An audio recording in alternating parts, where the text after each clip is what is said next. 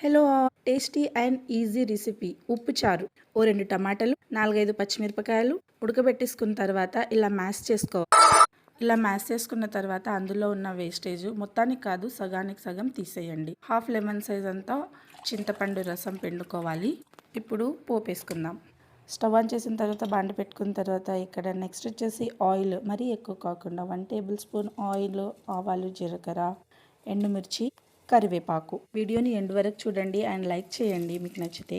పొడుగా cut చేసి పెట్టుకున్న ఉల్లిపాయలు, వీటిని అలా 5 మినిట్స్ లో ఫ్లేమ్లో పెట్టేద్దాం.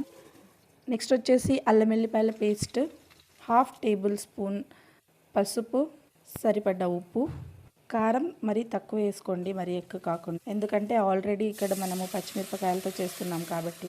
అన్నం అయితే రెడీ అయిపోయింది, చూసేయండి. ఈ ఉప్పుచారు వేడి వేడి అన్నంలోకి, కొంచెం మెత్తగా ఉన్న అన్నంలోకి సూపర్ టేస్ట్ ఉంటుందండి. ట్రై చేయండి, ఖచ్చితంగా బాగుంటుంది మీకు కూడా. ఉప్పుచారు రెడీ.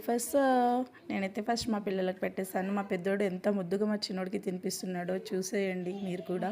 పెద్దల నుంచి చిన్నల వరకు ఈ చారుని చాలా ఇష్టంగా తింటారు. ట్రై చేయండి ఇంట్లో అండ్ ఎలా అనిపించిందో నాకు కామెంట్లో తెలియజేయండి. Thank you.